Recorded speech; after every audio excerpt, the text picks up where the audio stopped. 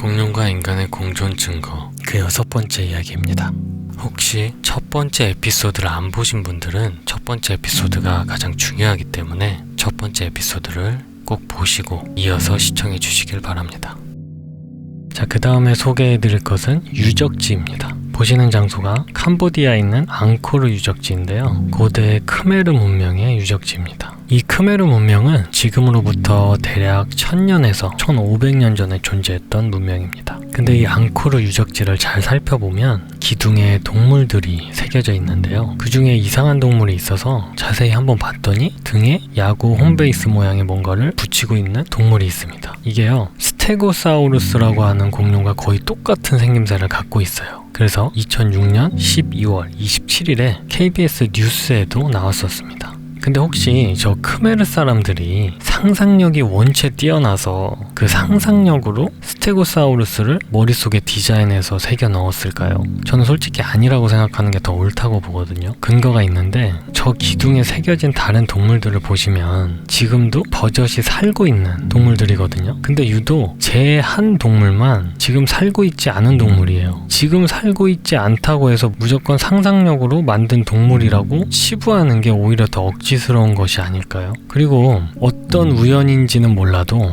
저게 상상력으로 새긴 동물이라면 지금 현재 우리가 우연히 화석으로 발견한 공룡과 똑같은 생김새를 하고 있어요. 그러면 이거 이렇게 해석해야 돼요. 저 크메르 문명 당시, 그러니까 1500년 전쯤이죠, 대략. 저걸 새긴 조각가가 엄청난 성견지명으로 동물을 상상해서 새겼다, 이렇게 봐야 되거든요. 근데 이건 도무지 말이 안 되는 상황이잖아요. 그렇죠? 자, 그리고 물론 앞서 말씀드린 대로 저 크메르 사람들은 저 동물을 스테고사우루스라고 하지 않고 다른 이름으로 불렀을 거예요. 왜냐하면 스테고사우루스라는 이름은 지금 우리 시대의 사람들이 처음 붙인 이름이니까요. 그렇죠? 그러니까 크메르 문명 사람들은 1500년 전 사람들이니까 이미 그들이 부르는 저 동물의 다른 이름이 당연히 있었겠죠. 그렇죠? 자, 그리고 우리가 아시아의 12지간을 봐도 이것과 비슷한 흔적을 찾아볼 수 있는데요. 12동물 중에 용이 있어요. 용이. 근데 이 12지간을 기록한 사람이 굳이 한 동물만 상상력으로 만들었을까요? 보시면 12동물 중에 11개의 종류의 동물은 우리가 지금도 살아있고 다 아는 동물이에요. 그렇죠? 근데 우리가 못 본 동물이 오직 용 하나인데, 근데 우리가 이 용이라는 동물을 본 적이 없다고 그냥 상상 속의 동물이라고 우기는 것도, 이것도 잘 생각해보면 되게 이상한 거예요. 이런 논리라면 만약에 얘네들 중에 비교적 돼지가 일찍 멸종해서 우리가 돼지를 본 적이 없다면 돼지도 용처럼 신비한 동물 취급을 받게 되었겠죠. 그렇죠? 아시아 역사에서 자주 기록되어 오던 용이라는 존재가 저는 우리가 알고 있는 공룡의 종류일 것이라고 생각하는 게 더 합리적이라는 생각이 들고요. 이 용이라는 이름은 옛날 사람들이 공룡을 부르는 고유의 명칭이었을 거라고 생각합니다. 그리고 이런 용이라는 동물이 나온 기록이 아시아에서만 발견됐다면 아시아 사람들이 워낙 뻥이 심해서 꾸며낸 동물이다, 뭐 이런 식으로 해버리면 되지만, 이상한 사실은 이 용에 관한 기록이 전 세계적으로 거의 모든 나라에서 발견이 돼요. 그렇다는 얘기는 어떠한 한 동물이 전 세계적으로 공통적으로 발견된다는 것은 그게 아무런 사실적인 근거 없이 그렇게 전 세계적으로 발견될 리는 없다고 봐야 돼요. 뭔가 사실의 근거에서 그 여러 기록들이 있을 거라고 봅니다. 아무튼 거의 모든 국가의 오래된 역사 기록에 나오는 동물이 용이에요. 근데 이 용이 거대한 파충류잖아요. 그 모습이 공룡과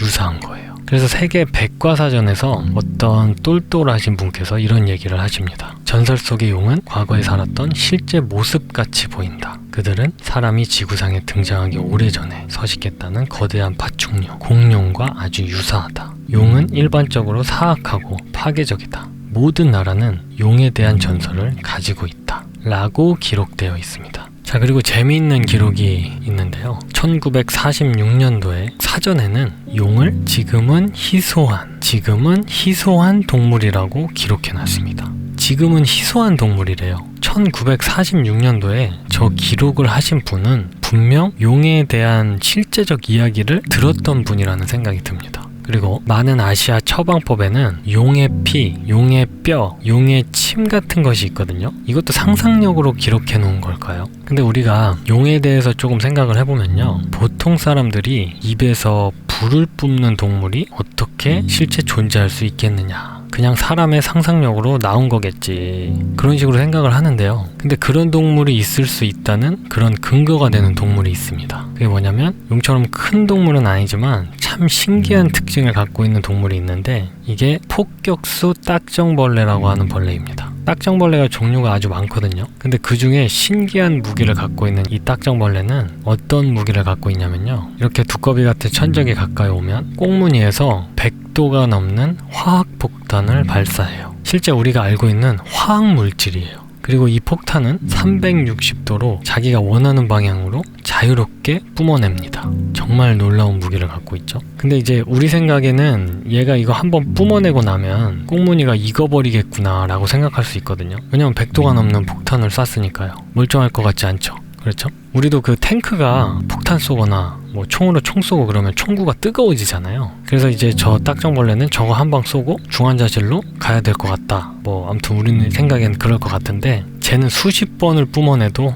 끄떡 없어요. 그래서 이거 참 신기한 벌레다 이래서 조사를 해봤더니 뱃속에 아주 복잡하고 특별한 장치가 되어 있어요. 적이 나타나면 하이드로퀴논과 하이드로페녹사라는 이제 과산화수소인데, 화학물질의 화학 반응이 이 연소실에서 일어나는 거예요. 그래서 저게 딱 분비가 되면서 효소가 딱 첨가되면 강렬한 화학 반응이 일어나면서 온도가 100도까지 올라가고 압력이 확 늘어나는데, 꽁무니가 타이밍을 완벽하게 맞춰서 열어주는 거예요. 그러면 이게 퍽 하고 나가는 거예요. 근데 여러분 한번 생각해보세요. 만약에 이 꽁무니가 타이밍을 제대로 못 맞춰서 약간 늦게 열렸다, 그러면 얘는 어떻게 될까요? 자살폭탄 테러 딱정벌레가 되는 거예요. 그럼 이제 두꺼비가 맛있게 구워졌네 하고 먹겠죠. 그리고 반대로 너무 일찍 열리면 이게 압력이 높아지기도 전에 빠져나가야 되니까 원래 퍽 하고 빠져나가야 되는데 슬슬 새듯이 피 하고 천천히 힘없이 나올 거예요. 근데 그 뜨거운 게 그렇게 천천히 빠져나가면 이번엔 꽁무니가 쪄지듯이 익어버릴 거거든요. 그럼 또 두꺼비가 잘 쪄졌네 하면서 먹겠죠. 근데 얘는 한치의 실수도 없이 정확한 타이밍에 꽁무니를 여는 거예요. 이게 되게 신기한 거예요. 그리고 이게 나올 때 100도가 넘는 폭탄이 발사되잖아요. 근데 만약에 얘가 뱃속에서도 100도 넘는 화학물질을 갖고 있으면 얘는 살 수가 없어요. 여러분 뱃속에 100도 넘는 물질이 들어있다고 생각해보세요. 끔찍하죠. 근데 얘가 이게 가능한 이유는 화학물질 두 개를 각각 분리해서 가지고 있다가 이것을 특정한 순간에 혼합해서 발사할 수 있는 제어 능력을 갖고 있기 때문이에요. 그래서 여러 과학자들이 이렇게 여러 화학물질을 따로따로 가지고 있다가 정확히 제어하고 혼합해서 완벽한 타이밍에 이렇게 뿜어낼 수 있는 동물이 있다면 용같이 불을 뿜는 동물도 충분히 실존했을 수 있다고 말합니다. 이렇듯 이런 동물이 실제로 존재하거든요. 이렇게 화학 물질까지 제어하는 이런 동물이 있다는 얘기는 입에서 불을 뿜는 동물은 오히려 더 단순할 수 있다는 얘기예요. 생명체들이 이 몸에서 메탄이나 알코올 같은 물질들을 생산해낼 수가 있거든요. 그 다음에 그걸 저장하고 있다가 압력을 탁 주면 노즐을 통해서 딱 뿜어져 나갈 때 스파크만 탁 튕겨주면 돼요. 근데 제가 예전에 호기심 천국이라는 프로그램을 즐겨봤었는데요. 아마 30대 이후 분들은 이 프로그램 아실 거예요. 근데 여기서 사람의 방귀를 모아서 불이 붙는가라는 실험을 했는데 놀랍게도 불이 붙더라고요. 보신 분들 있으셨을 거예요. 그렇다는 얘기는 사람도 스파크를 낼 수 있는 요소가 추가가 되면 불을 뿜을 수 있다는 얘기잖아요. 그렇죠. 그러니까 이게 그렇게 불가능한 이야기가 아닐 수 있다는 거예요. 그리고 전기 뱀장어 같은 애들은 막 수백 볼트 전기 내고 그러잖아요. 근데 이게 지금 살아서 존재하니까 우리가 비교적 덜 신기하게 보는 거지만 이 전기 뱀장어도 사실 굉장히 신기한 동물인 거거든요. 만약에 전기 뱀장어도 비교적 일찍 멸종했다면 우리가 지금 전기 뱀장어도 전설 속의 동물이라고 생각했을 수도 있을 거예요.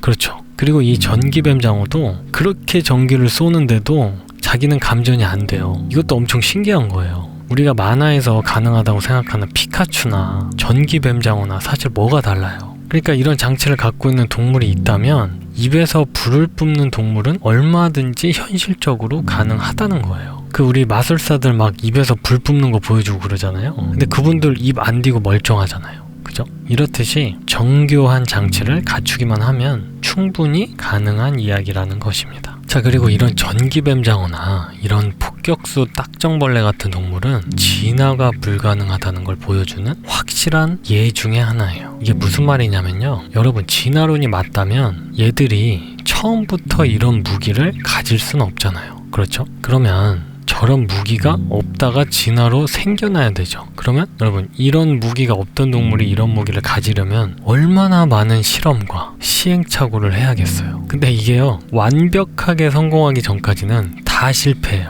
근데 실패는 곧 뭐예요? 죽음이에요. 그러면 얘네들이 죽음을 무릅쓰고 실험을 해야 돼요. 근데 더 큰 문제는 얘들이 실험을 완벽하게 성공하고 멀쩡하게 살아남아서 자손을 또 낳아야 돼요. 이렇게 생각해보면 이게 사실 현실적으로 가능한 일이 아니잖아요. 그렇다면 이것은 진화에 의해서 생기는 게 불가능하다는 얘기예요. 처음부터 저렇게 설계돼서 탄생되었다는 명확한 증거예요. 자, 그리고 더 충격적인 증거가 또 있는데요. 흔히 공룡과 많은 연관성이 있는 과학 분야가 지질학이거든요. 근데 이 지질학자들이 공룡 화석 발견된 퇴적층 속에서 사람 뼈를 함께 발견한 거예요. 그것도 한 명도 아니고 10명의 뼈가요. 미국 유타주에 가면 공룡 화석이 잔뜩 발견된 이 퇴적층, 그러니까 진화론자들이 중생대 퇴적층이라고 우기는 퇴적층이에요. 여기 아저씨가 가르치고 있는 곳이 그 퇴적층인데, 거기에서 완벽한 사람의 뼈 10명의 뼈가 같이 발견된 거예요. 진화론이 정말 맞다면, 다시 말해서 공룡이 정말 1억 년, 2억 년 전에만 살았다면 그 속에서 같이 사람 뼈가 발견된다는 건 절대 불가능해야 되거든요. 만약 이걸 합리화하려면 진화론은 이제 또 어떻게 우겨야 되냐면, 사람이 중생대에도 살았다고 하던지 해야 되는데, 근데 또 심각한 문제는 뭐냐면요, 여기 발견된 사람 뼈가 완벽한 사람이라는 거예요. 그러니까 현대인과 똑같은 사람 뼈라는 거예요. 진화가 덜 된 사람이 아니라 우리와 같은 완벽한 현대인과 같은 사람의 뼈가 발견됐다는 거거든요. 근데 어쨌든 이런 게 버젓이 발견되는데도 불구하고 진화론에서는 절대 용납하려고 하지 않는다는 거예요. 그게 아니라면 사람과 공룡은 지구 역사 속에서 계속 함께 살았다고 수정되던지 그래야 되잖아요. 그렇죠? 그러니까 이런 거를 종합해 봤을 때 우리가 열심히 배운 고생대, 중생대, 신생대, 이게 다 허구라는 거예요. 이 진화론 픽션이 부분적으로 잘못된 게 아니라 총체적으로 잘못된 이론인 거예요. 자, 그리고 오래된 유물 중에 칼이나 도자기 같은 곳에도 공룡이 많이 새겨져 있는 경우가 있습니다. 몇 가지만 소개를 해드리면, 대략 3000년 전에 존재했던 메소포타미아 문명 아실 거예요. 근데 거기서 이제 원통형 도장에 무슨 동물이 새겨져 있는데 전형적인 아파토사우루스 공룡이 새겨져 있어요. 물론 저분들도 크메르 문명보다 더 오래된 3000년 전 사람들이니까 당시 이 동물의 이름이 아파토사우루스라는 이름 말고 이미 다른 이름을 갖고 있었겠죠.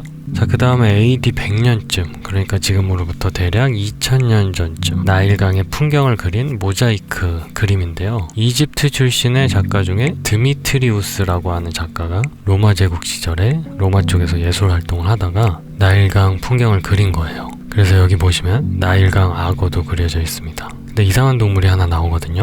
여기 위쪽 부분을 확대해서 보시면 공룡을 이집트 사람들이 사냥을 하고 있는 듯한 장면이 그려져 있어요. 근데 잘 보시면 이 동물의 이름이 여기 표시가 되어 있는데 크로코딜로 파르달리스 뭐 이런 식으로 써 있는데, 쉽게 해석하면 악어 표범이라고 하는 동물인 거예요. 여긴 다행히 이 작가가 저 동물 이름을 적어놨네요. 그러니까 이거 보면 공룡이 몇 천만 년 전에 멸종한 줄 알았는데 2000년 전 나일강 근처에도 사람과 함께 살고 있었던 거예요. 그리고 고대 로마의 또 다른 벽화에도 보면 타니스트로페우스 종류의 어떤 목이 긴 공룡이 그려져 있고, 그리고 이집트의 왕의 승리를 기념하는 그림이 석판에 새겨져 있는데 이게 갑옷 겨드랑이 받침대 같은 거래요. 근데 거기에 이제 보시면 사우로포드 다이노소어로 추정되는 공룡이 새겨져 있고요. 그 다음에 이제 현재 푸테로사우루스라고 부르는 날아다니는 거대한 익룡 종류입니다. 근데 이 푸테로사우루스가 가젤이라는 초식 동물을 사냥하고 있는 장면이 이집트 도장에 새겨져 있는 거예요. 근데 이제 이 도장은 BC 1300년에서 1150년경, 그러니까 지금으로부터 대략 3000년 전 유물이라고 추정하는 시대인데, 근데 그 시대 도장에 프테르사우루스가 가젤을 사냥하는 장면이 새겨져 있는 거예요. 그리고 아직 아프리카 내륙에는 공룡과 같은 동물들이 아직도 살아있을 가능성이 있다라고 주장하는 사람들도 있습니다. 앞전에 잠깐 말씀드렸는데 아프리카 사람들이 모켈레 무벤비라고 부르는 동물이 있어요. 그렇게 공룡이라고 추정되는 동물이 아프리카 콩고에서 계속 목격했다는 이슈들이 많이 나오고 있습니다. 유튜브에서 모켈레 무벤비라고 검색을 하시면 그에 관련되어 있는 많은 정보들을 보실 수 있을 건데요. 한번 보시면 재밌을 거예요. 자, 그리고 이제 멸종인데, 어쨌든 지금 현재는 공룡들이 없죠. 멸종된 거죠. 앞전에 잠깐 이야기하긴 했지만 우리가 공룡의 멸종에 대해서 이야기하는 이유는 지구상 곳곳에서 공룡들이 화석으로 발견되기 때문이거든요. 그래서 이게 멸종한 것이 무슨 원인이 있을 거다 이런 건데, 그래서 과거에 공룡들이 번성했다가 어느 때 멸종했겠구나 라고 생각하게 된 것인데요. 공룡 멸종에 대해서 가장 널리 알려진 것이 운석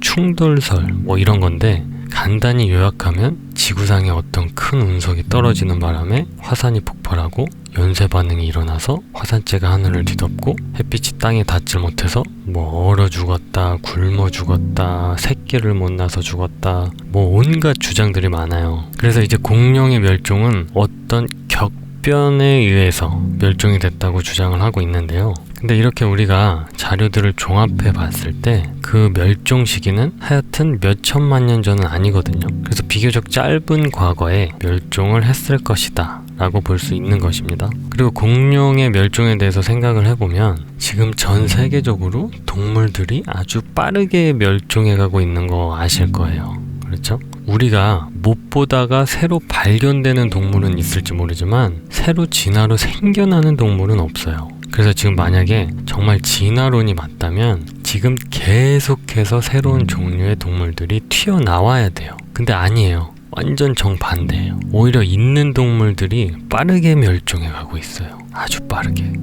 빠르게 멸종해 가고 있는데, 어떤 동물은 비교적 일찍 멸종하고 어떤 동물은 조금 나중에 멸종하고 시간 차이가 있을 수밖에 없어요. 그리고 어떤 동물은 아무리 멸종시키려고 해도 멸종이 안 되는 것들이 있어요. 그게 뭐죠? 바퀴벌레, 쥐, 모기, 파리 뭐 이런 거요. 걔네들부터 좀 멸종이 됐으면 좋겠는데 그렇지 않죠? 근데 잘 생각해보면요, 덩치가 큰 동물들과 작은 동물들 중에 어느 동물이 먼저 멸종이 쉬울까요? 큰 동물이 쉽죠? 근데 그게 왜 그래요? 그게 눈에 잘 띄기 때문인데요.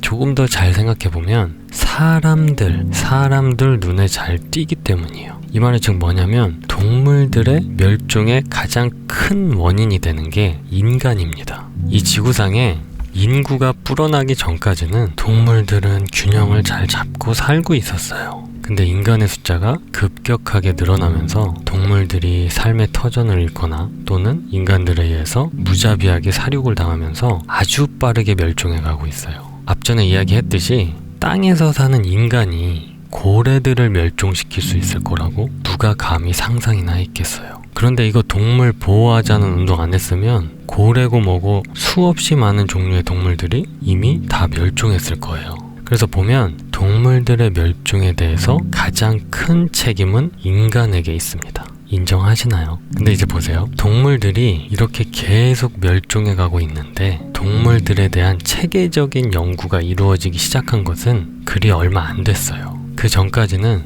동물에 관한 연구에 크게 관심이 없었어요. 그러면 이렇게 체계적인 연구가 이루어지기 전에 먼저 멸종한 동물들은 화석으로만 발견됐겠죠. 더군다나 이런 체계적인 연구가 일어나기 시작한 비슷한 시기에 진화론이 널리 퍼진 거예요. 그러니까 이 진화론대로 시나리오를 미리 써놓고 억지로 해석을 하려고 하다 보니 공룡은 몇 천만 년 전에 멸종한 걸로 억지로 맞춰야 했던 거예요. 자, 그리고 관점에 대해서 이야기를 잠깐 드리면요. 관점. 어떤 사람들이 이런 질문을 해요. 왜 코끼리는 살아남았는데 공룡은 멸종했나요? 뭐 이런 질문을 하거든요. 근데 이걸 관점을 바꿔서 생각을 해보면요. 여러분, 거꾸로 공룡은 살아남아 있고 코끼리가 먼저 멸종했다. 그러면 사람들이 코끼리를 더 신기한 동물로 생각했을 거예요. 예를 들어 코끼리가 지금까지 잘 여기저기서 살고 있으니까 코끼리를 공룡이라고 분류하는 사람은 없어요. 근데 만약에 코끼리들이 먼저 멸종하고 화석으로만 발견된다. 그러면 사람들이 그 화석 발견한 다음에 그거 이름 뭐라고 붙였을까요? 엘레판토사우루스. 제가 무슨 말을 하려고 하는지 아시겠죠? 여러분, 우리가 비교적 코끼리를 많이 봤으니까 그런데 가만히 생각해보면 비교적 우리가 잘 알고 있는 공룡들보다 더 신기한 비주얼을 갖고 있는 동물이 코끼리예요. 코가 그렇게 생기고 그 코를 손처럼 자유롭게 사용하는 동물은 지구상에 코끼리밖에 없습니다. 모르긴 몰라도 코끼리도 용처럼 전설 속 동물의 주인공이 될 수 있는 가능성이 충분히 있다는 얘기예요. 그리고 돼지가 여기저기 흔하게 살고 있으니까 돼지를 공룡이라고 우기는 사람은 없는데, 근데 만약에 돼지가 먼저 다 멸종하고 화석으로만 발견됐다. 그러면 사람들이 그거 이름 뭐라고 불렀을까요? 피그노돈. 그렇죠? 하마 같은 것도 그렇고 기린 같은 동물도 얼마나 특이한 동물이에요. 근데 기린이 멸종해서 화석으로만 발견됐다. 그러면 기린은 지레프니까 지레프사우루스라고 했겠죠. 그러니까 이게 공룡이라는 무슨 특별한 동물이 있는 게 아니고 동물들 중에 비교적 먼저 멸종한 것들을 공룡이라고 부른다고 생각하는 게 옳다는 거예요. 근데 그보다 먼저 멸종한 동물들을 진화론과 상업주의가 아주 신비한 동물인 것처럼 특별한 상품으로 상품화를 시킨 거예요. 근데 잘 생각해보면 공룡만 신기한 동물이 아니고 지금 살고 있는 모든 동물이 다 신기한 동물이에요. 잘 생각해보면요. 이게 관점을 바꾸면 그냥 너무 쉽게 해결되는 문제인 거예요. 우리도 TV에서만 보는 연예인들이 TV에서만 보면 되게 신비한 사람처럼 보이거든요. 근데 만약에 내 가족 중에 동생이 연예인이 됐다면 그 동생 신비한 사람처럼 보일까요? 아니겠죠? 그러니까 TV라는 매개체가 연예인들을 신비한 사람인 것처럼 상품화를 시키는 것과 비슷한 논리라고 볼 수 있다는 거예요. 자, 이렇게 쭉 보셨는데 전 세계 곳곳에서 공룡과 사람이 역사 속에서 함께 살아왔다는 다양하고 많은 증거들이 이렇게 발견된 거예요. 근데 이렇게 놀랄만한 다양한 증거들이 있다는 거 대부분의 사람들은 잘 모르고 있었을 거예요. 이게 왜 이제야 우리가 이렇게 알게 되냐, 이제 그건데, 예전에는 이런 자료들을 수집하는 일이 너무너무 어려웠어요. 왜냐하면 저런 자료들 다 확인하려면 전 세계를 자기가 직접 다 돌아다니면서 확인해야 되거든요. 그리고 예전에는 비행기도 없었잖아요. 실제로 영국에서 공룡 화석 처음 발견한 게 1800년도인데 이때는 비행기가 이렇게 상용화가 되지 않았던 시대예요. 그래서 배 타고 말 타고 다녀야 되는데 현실적으로 불가능하겠죠. 그렇죠? 근데 지금은 이동수단도 많이 발달했고 인터넷도 발달되는 바람에 지구 어딘가에서 저런 자료들을 올려놓으면 전 세계 사람들이 다 볼 수가 있어요. 그래서 전 세계에 있는 정보들이 공유가 수월해지면서 이런 다양한 자료들을 쉽게 접할 수 있게 된 것입니다. 그럼 이제 우리가 그동안 잘못 가지고 있던 지식들을 바꿔야죠. 근데 중요한 건 제가 쭉 말씀드린 이 증거들 중에 많이도 아닙니다. 단 한 개라도 정확한 사실이라면 진화론 전체가 완전히 무너져 내립니다. 2개가 아닙니다. 단 1개만 사실이어도 진화론은 가능성이 제로가 돼요. 근데 보세요. 1-2개가 아니잖아요. 그렇다는 건 이거 뭐예요? 진화론은 가능성이 전혀 없다는 것입니다.